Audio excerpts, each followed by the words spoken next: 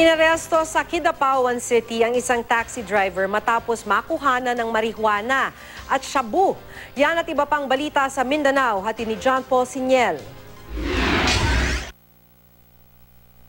Patay sa pamamaril ang isang negosyante sa Pagadian City. Ayon sa pulisya, nasa isang disco party ang biktima at nakikipag-inuman ng barilin ng dalawang salarin na kamotorsiklo.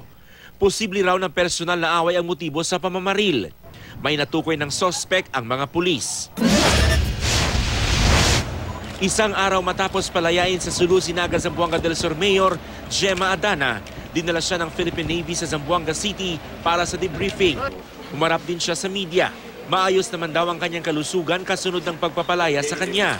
Ayon sa Naval Forces Western Mindanao, pinalaya si Adana dahil sa military pressure. Bumiyahin na siya pabalik sa Zamboanga Sibugay.